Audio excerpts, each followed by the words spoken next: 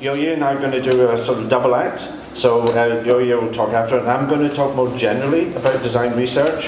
Hopefully it'll be of interest, but it's always useful to remind us why we're doing this at all. So there'll be a little bit of historical context and some general ideas and general principles. Then Yo-Yo is going to talk much more specifically about, how we put together our submission for the ref. So John has mentioned this book. This is a book as part of a series which will come up there, and I'll mention that in a minute. Again, so some context. This is a talk specifically about architectural research and design research within the field of architecture. We know famously that it's such a complex field to define, many overlaps, many crossovers, etc. This is a division of the typical kind of research that happens within architecture schools. This comes from my colleague, actually Jane Rendell, who also teaches at the Bartlett. And this idea that historically there have been some areas of research within schools of architecture, or certainly discussions in these areas. The first one is building science, and I hope that's fairly obvious. You can imagine the sort of things that have been happening along in technological investigations, social science, sociology, anthropology, etc. They've been happening, urban studies going on within schools of architecture quite a long time, fairly well established. Humanities, classically what gets called history and theory, those kind of subject areas around there, again, fairly long established tradition there. And then the last one, art and design, and Jane's interest in crossovers between art and architecture, but art and design, that more creative side of the subject, which, as Katie was pointing out, has actually not been at all recognised historically, and has only really in the last probably 10-15 years really become established in a sense. So the question was, why has this been the case? What has been this problem that within the field, etc.? And then so really this idea of talking about design research and developing it is actually dealing, I think, with a very fundamental major core issue for architecture schools and architectural education generally, of which more later, etc. And then Jane and various other people, whether you will call it cross-disciplinary work, interdisciplinary, transdisciplinary, whatever term you use, this idea that somehow there's an emphasis now on breaking down the established disciplinary camps, etc. That there is benefits in putting together different forms of research generally across all subject areas, and it's worthwhile noticing that in this new ref, and the ref's just like one sort of health check of a kind of a field generally, in the new ref, which is going to be 2021, every single sub-panel in every area, and now all the main panels across the broader areas is going to have an interdisciplinary expert. Somebody whose job is to help assess, help promote, etc., and help develop interdisciplinary research. So there is a change going on, etc. So there is a fundamental change. It's not just exclusive to us, but it's a general change. And in some ways, this is one of the reasons, again, I'll come on to, is why we want to promote something like design research, because design research seems to be one of those areas which allows a great amount of interdisciplinary collaboration within our field. So we think it's actually important generally for the health of so it's not just about plugging that gap, it's about actually improving the health of the whole as well. And we think that design research, as I say, offers an excellent model. Katie put this up. This is the definition of ref. Katie was on what was called the REF 2014. Before that, in prehistory, there was something called the Research Assessment Exercise, RAE, 2008, and I was on the sub-panel for that. So I know the kind of the back history to there. And essentially, we think that 2008 was a bit of a turning point for design research. In every other previous REF before then, and they've gone through various modifications. Going back into the late 80s it begins, but certainly in the 90s it began to impact on culture. All the ones up to 2008, architecture, anything to do with design, creative work, got slaughtered.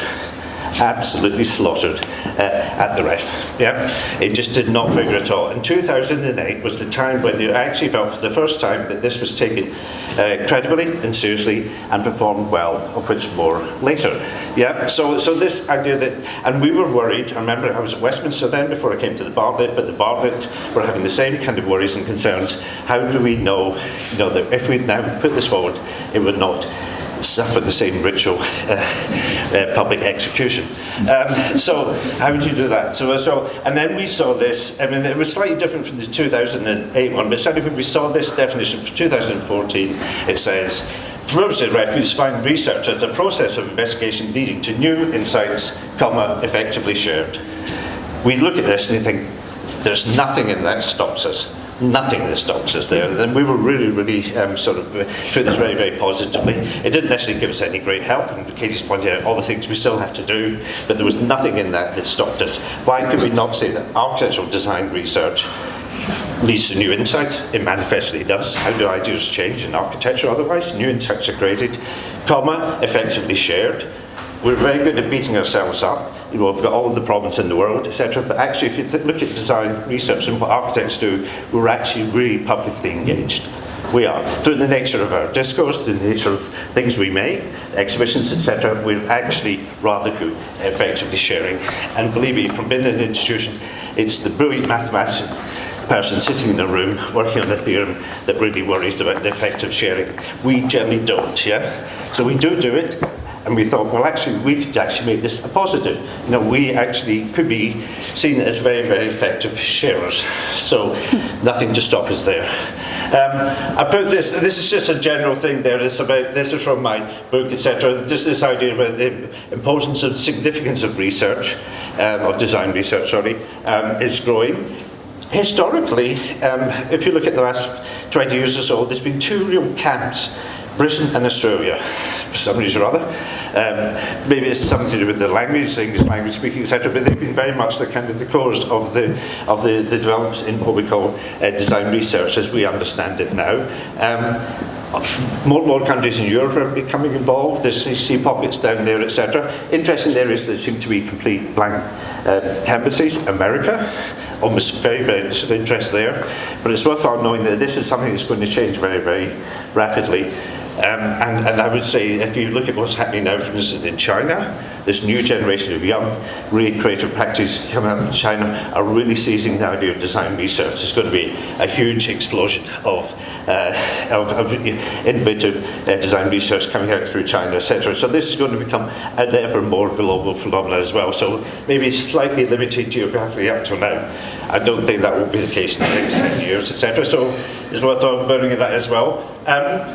It has to be a hybridization of different subject methodologies, etc. But our definition in terms of what Gabe was talking about, the way we see design research is that it will involve certain other more traditional forms of research, history and theory, technology, sociology, etc. But there always has to be some form of creative proposition as part of the investigation. And this is a symbiotic relationship. This is not something that comes to the end of the research, but it's a sort of dynamic, dialectical part of the development of the research itself. There has to be some form of creative proposition as part of it, etc. And we think this is the core of design research. You can take on many, many different forms. There's not one way to do it. It's saying there's no gold standard. There's no absolute way of doing it. But it should involve that as part of its general methodology. The difficulty is how you do it, how you explain it as well. And I think the things that what are those kind of original insights we make down there, and also how does this get developed and transferred and shared and put on. So these are the sort of things we're sort of interested in promoting design research. Right, so why should we get involved in this as well? I've got down the Bartlett faculty here, but this is every school, I think, etc. We teach architecture. We see design as the core of our architectural teaching, etc.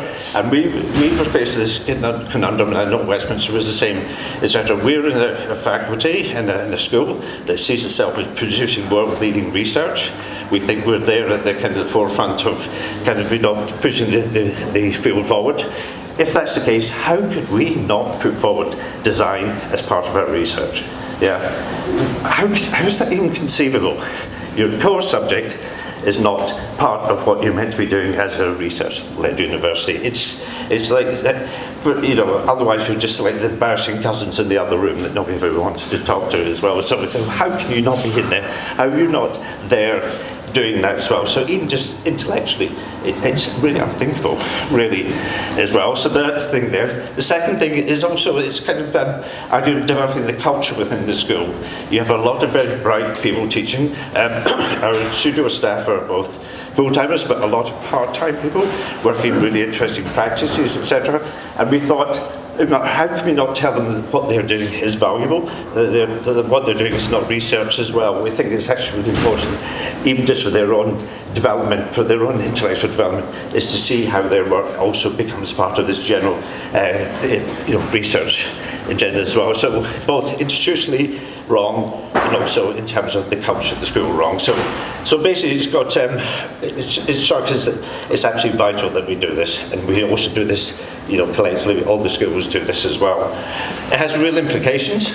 If you're going to get people in and use their work and develop as research, as Katie points out, money comes from REF. This has not been done just for altruism. Money comes from REF, but if you actually get the money in, you then have to pay those people for their research time. You have to give them something back. Research doesn't just happen. It takes a lot of work, and people have to have part of their job descriptions, their contracts, and part of their pay has to be part of it as well. So it has real implications, and knows this very well. She's a number of people doing design research, and then they have to be encouraged, etc., and we have to support them somehow. It's not easy. I'm not going to pretend we've got any magic answers, but it is definitely part of the implications, etc.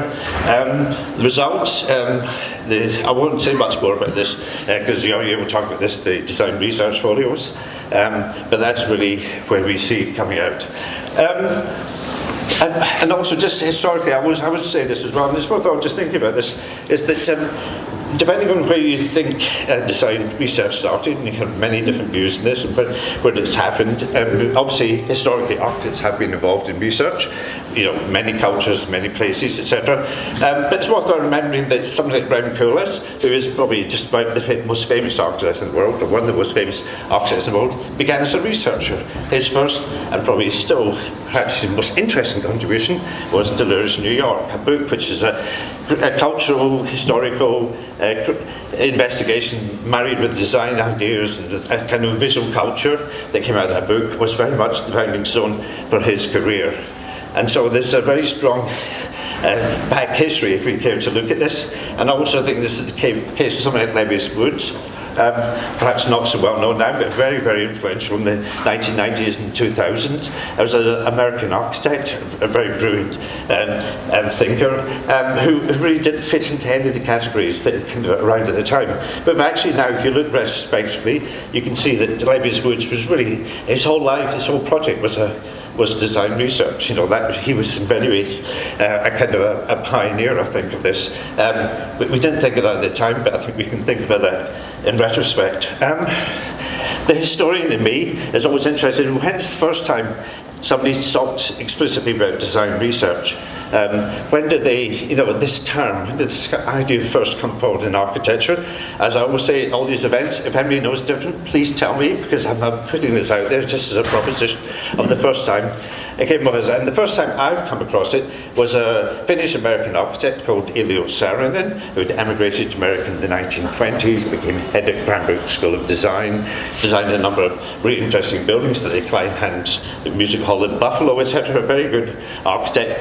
And in the midst of the war, in 1943, towards the end of his career, he wrote a book called The City, Its Growth, Its Decay, and Its Future. And in some ways, this was somebody who was from the European tradition of urban placemaking, of the kind of the qualities of the city he wanted to talk about and promote as part of America's, post-war development. But also, I think, happening at a time during the war when research was really important, vitally important in the American psyche for winning the war.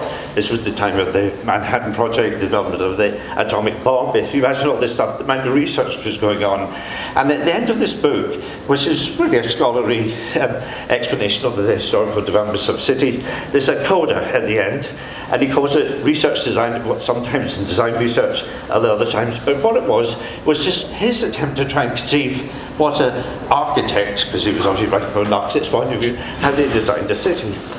How would you design, what do you actually do when you design a city? And he came up with this diagram, which is right at the back of the book, And what it is imagine it's a sort of a projection of an architect designing a city, really from this point here, imagining 10 nearly decade developments of the city kind of plan, the sort of buildings you'd have to design to make that city.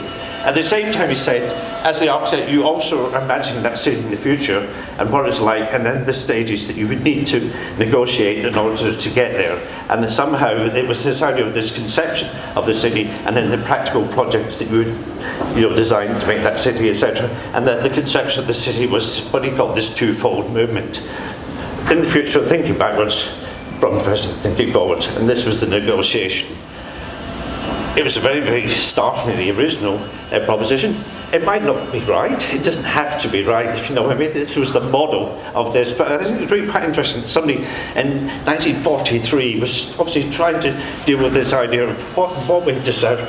Research is the kind of the body of ideas we have, the things we do as architects. How do we operate? And how do we deal with that, etc. So, as I say, if anybody's got any other previous examples, and that's not to say people like before I talked about the word research, but nobody really talks about design research, as far as I can see. So I just find it a fascinating thing, and again, something to remind us, that there has been something that's been bubbling away within architecture for a long time. This is a slightly long slide there as well, but I think it's probably just worth pointing out, is that a lot of the development of design research, a lot's happening in practices and a lot's happening in schools. And within schools of architecture, probably the strongest driver that I'm aware of, certainly over the last 20 years, has been through PhDs by design. The PhD by design offers this space, academic support, techniques of development, methodological training, etc. A kind of a place where design research could be incubated. It's worthwhile pointing out as well also is that the model of architectural design research, as we certainly teach it at the Bartlett and other places do it elsewhere, comes from the arts. It's art practices. The artists were doing this before. People like Adrian Rifkin that leads lots of places, etc. And when we were starting off doing PhDs by design and architecture, it was the arts that basically blazed the trail. And I know that Jonathan Hill, who was one of the main founders of the PhD at the Bartlett, the first person to get a PhD in design at the Bartlett in 2000, was very much looking at the arts. So we can point to the arts and say the arts are doing creative-based PhDs. Why should we be able to as well? And so this tradition comes through there. But I just think it's actually really important to think also about the conditions in which you can get the rigorous kind of research that Katie was talking about. How do you actually get the pieces in place for that? The Bartlett PhD program, is worthwhile saying, for the first 10 years, I think John always says up to about 2005, it began about 95. The first 10 years was essentially, not exclusively, essentially in-house staff, part-time staff, younger staff. Your year was one of the first as well. And so they created this using their own pool of talent, their own pool of knowledge to develop this method, both for them to develop themselves personally, but also for the whole structure really to develop as a joint product of this as well. And it's now, for information, it's now huge. We have roughly about 100 PhD students, of which about 55, 60 are doing design-based PhDs now. So from being a smaller part of the cohort, it's now becoming, if anything, the dominant part of our PhD program at the Bartlett there. So it's just, again, worthwhile thinking about it in terms of how you might develop and move things on. Is to really sort of see this as one of your greatest strengths of developing design research. This is a bit of Jonathan's PhD, which if you're interested in his book, The Creative User, is effectively a condensed version of his PhD, if you want to see what he did back in 2000. I always put the slide up as well because I don't want to make it sound like it's just the Bartlett, etc. There's lots of other places doing it. This is from St. Lucas, K. Leuven in Belgium, a Belgian architect called Johan van den Bergen, who I examined his PhD, did a brilliant PhD. He's a very talented Belgian architect. So there's the models of this developing elsewhere. This was very much influenced by the other type of PhD by design, which generally is associated with Leanne Van Schaik at what was the Royal Melbourne Institute of Technology, RMIT, now RMIT University, which was very practice-focused, very much dealing with practitioners doing PhD, etc. And so this is another kind of variation of that, etc. But it's worthwhile going on well. Just a quick flick through one of the PhD designs that I had supervised at Westminster by Yara Sharif, who's a Palestinian student, etc. It's been published in our book series, which I'll mention in a minute, but this is just to show you that it's a mixture of practical work, working with local NGOs, restoring old towns and cities and communities in Palestine as well, working on ways of adapting dwellings to make them more environmentally and socially useful, using local labour, employment, etc. So she was engaged in these kind of real-world projects as part of her PhD, but also as part of her PhD looking at what's happened under Israeli occupation of the West Bank, what's been happening to the land, what's been happening to the Palestinians. She was also aware of the fact that quite a lot of the land has been dug up for stone to build Jerusalem. There's huge holes in the West Bank, etc. So she began to imagine, as well as this more practical research, these more imaginative projects for how we might take these kind of problem conditions and actually do something creatively out of this as well. So now I just think it's worth stressing that PhDs by design strike me, and also design research generally, are actually a really good way, and this is from an exhibition put on for that as well. It's actually a very good way of marrying, so we see more applied, more kind of real-world kind of design, and also speculation at the same time, etc. The two work very well together, etc. So again, no camps, no idea that this is design research, this is not, but this idea that you can mix together, kind of maybe imaginary things with very, very practical things there as well. How to assess research performance. This is based on this as well. Katie did a very good job at explaining how the REF panel works. My experience was very much the same. The REF chair both times round was Alan Penn from UCL, and so he's kept continuity going. We hope that the next REF will be very much in the same mode, etc. When they did REF 2014, they weren't Alan told me they weren't allowed to publish any great insights from what they did. Hefke was still worried about the lawyers moved in, etc. So they couldn't really say anything. Everything was kept very, very brief. If you look at the subject statement from 2014, it's basically doesn't say very much. But we didn't have that restriction in 2008, and with Alan and with the people in the team, after doing our marking, our assessment, etc., we thought it would be really useful to try and tell people in the field how things were. Yeah, what was the result of this exercise? This is publicly available. It's on the 2008 website, it's still live, so this is not secret. This is public knowledge, etc. And we produced a very long report. 10 pages, etc. Very few, if any, of the other panels did this, but we thought it would be really useful for people to know.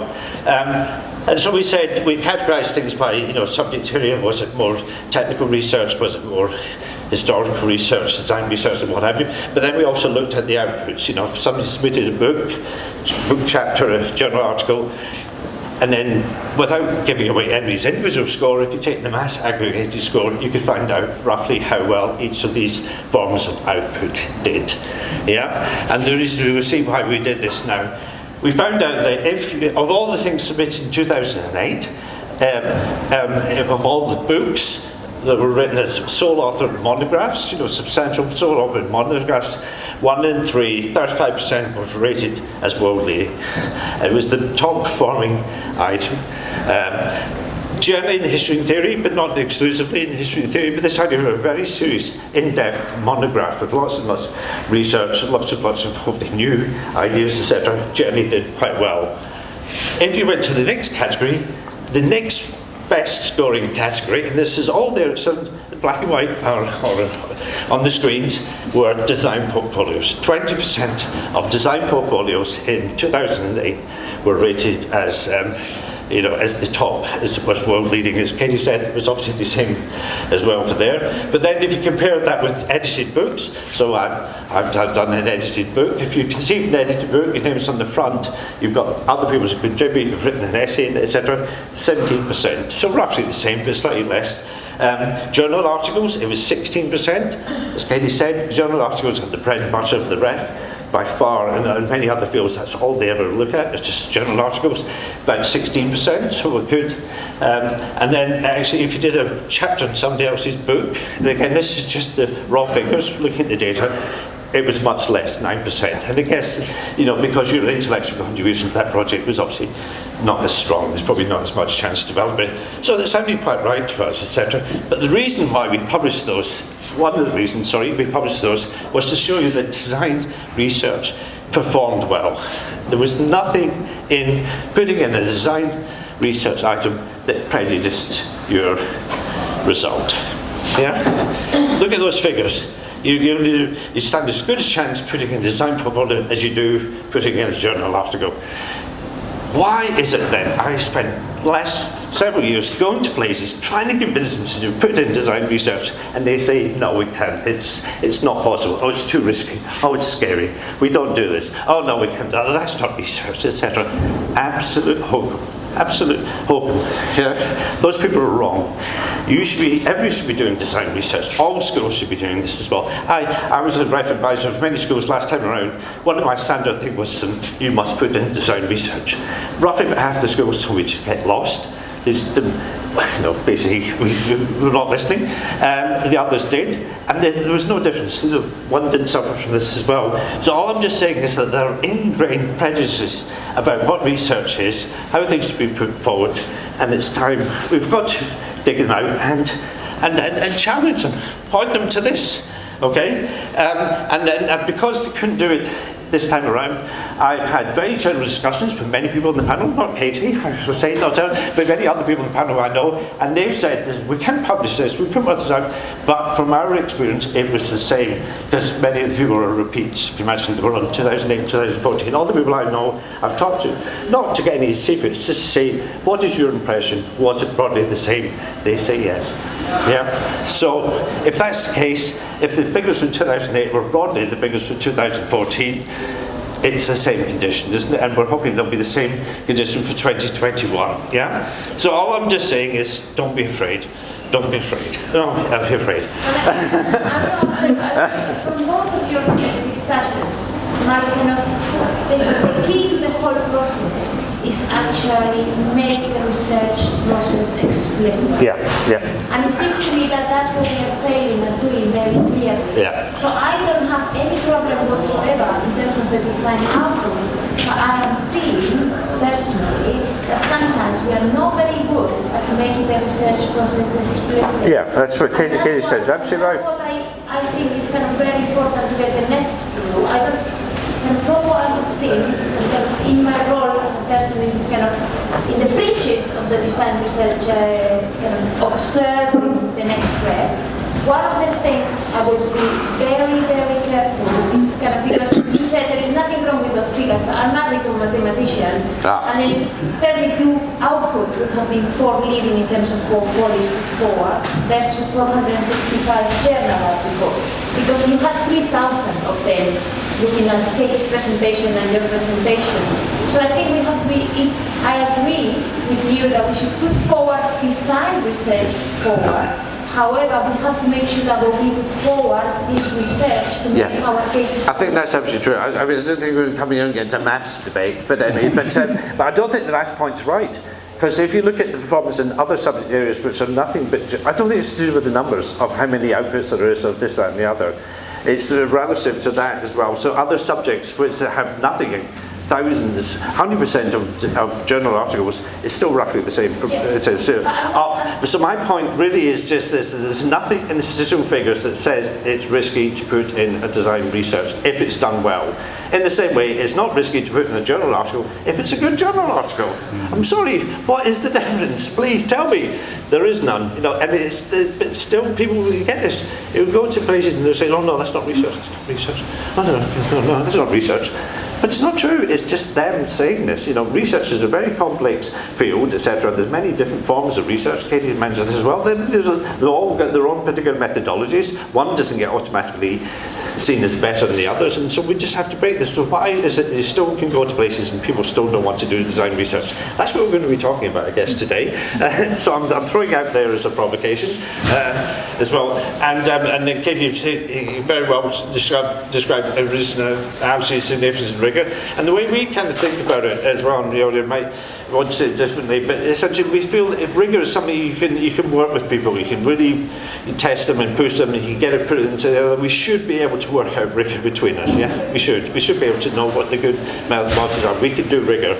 It's important, but we can do that.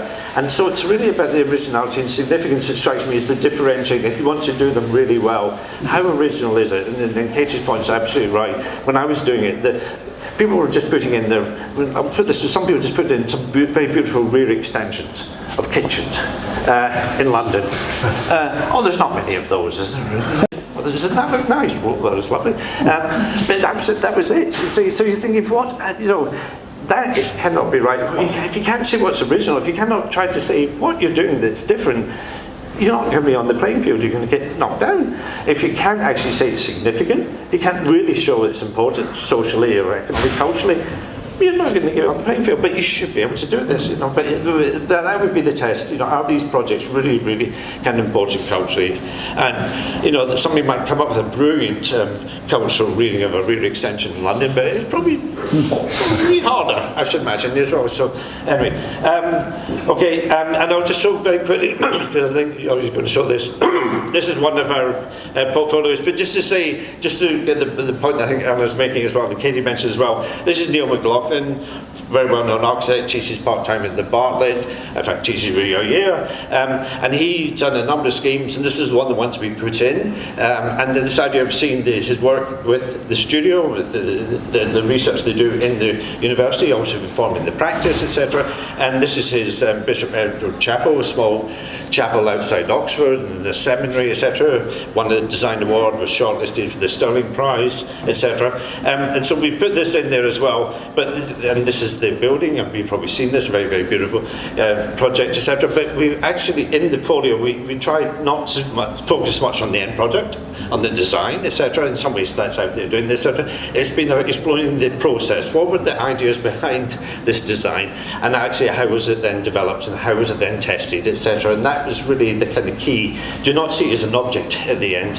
See it as a process of a research investigation, what actually did happen. And if you actually think about that, architects bring in a number of different really forms of investigation together. It's one of architects' skills, is to mix all these forms of investigation together. So we thought it was useful to actually just talk about this kind of research that Neil Mclaughlin as a submitter in his practice were thinking about. So ideas about the significance of the church, a lot of ideas about the early symbolism of Christianity, the idea of the ark, the ship, etc., the nave of the church, etc. So a lot of looking at historical kind of archetypes and precedents, etc. So a lot of the analysis there. This is a very beautiful exercise that Neil did with some members of his office in University College Dublin, like the old medieval tracing floor, where they trace out elements of Gothic cathedrals, etc., scratch them on a plaster floor, etc., to get the thing. And the idea of this was that it was going to be an elliptical chapel. Ellipses are actually quite complex. They're quite varied, so they have to be designed, etc. It's very easy to design them now with a computer, pressing a few buttons, but actually what is our physical understanding? What's our relationship to this form, etc.? So this was meant to be a bodily enacted attempt to draw the geometry, to understand the geometry of the church, etc. So we thought this was actually a really interesting way of somebody who's an architect trying to test the methods in which they produce their design, and also this idea of the experience of the building. There was going to be this interior for people who weren't architects. How would they get to understand the building? Obviously the nuns, etc., the people involved in this thing there. So a number of testing things like models you can put on and take to the site. and look at the place and the site, etc. So you can begin to see the relationship of the building interior, but also the interior to the outside, etc. So we focus on that side there as well. And I think that's the thing. I'm just about to finish and hand over, etc. But you'll talk much more about this there. But I think this idea of actually really looking at the processes of research and investigation that goes on, and getting yourself away from just factual descriptions of buildings, size, number of people, all that kind of stuff. You know, this stuff that normally goes into the journals. You don't need that. You need to really to be looking at this. You'll talk about reviews, etc. We put in reviews of buildings, etc. But they're only a support evidence for the main thing. They're not, you know, the evidence in themselves.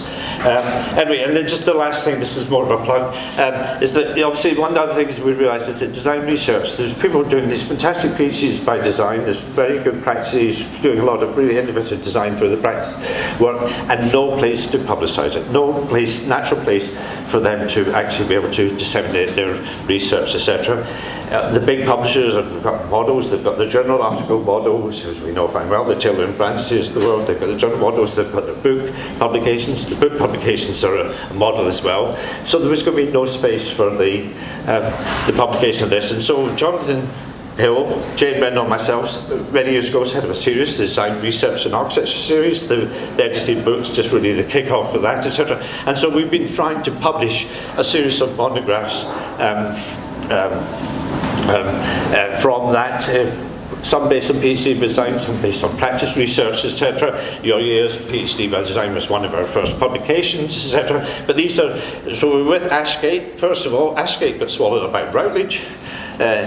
Because Routledge were taking over everything. Routledge honoured our existing commitments and then basically dumped us because it's not their model, etc. So there was a real issue about how we can credibly put out the quality of the research that goes on. I mean, things like short snippets in certain referee journals helps, etc. But to actually understand the whole, how do you do that? So we've got the book series. This is the last couple, etc. One's by a practitioner, Tom Holbrook of Fifth Studio. It just came out with Routledge, and then this one here is just Mary Mackin, who's an artist designer, graphic designer in Australia, and the book's all about these spaces you can get through pop-up books, etc. Through very much looking at the book. The book is a design space as well. But just to say, the good news is that UCL Press, we've moved our book series now. We just signed our contract for UCL Press, who are full steam ahead. And so we're very interested in people who've got ideas for books, for monographs, which might be to do design research. Send them to Jonathan and I. Jane's had to move on to other projects, but Jonathan and I have relaunched this now. We're going to do this now through UCL Press. The great advantage with UCL Press, if you don't know it, is that it's an open access publication as well. This is very much the mode in REF. All your research should be freely, publicly available, etc. And so we have a range of books now coming out again, which will be able to be printed on demand, so you can have beautiful printed copies, but also free PDFs as well. So then we think this will also help to disseminate the idea of design research, etc. And so we need to publish, we're looking to publish 3 or 4, or maybe 5 or so a year to come out in this series as well. And we've got one coming up with, which is a joint effort between Perry Culper and Nat Chard, which is just hopefully going to press to sign the contract there as well. So hopefully that'll be out fairly soon. Thank you very much.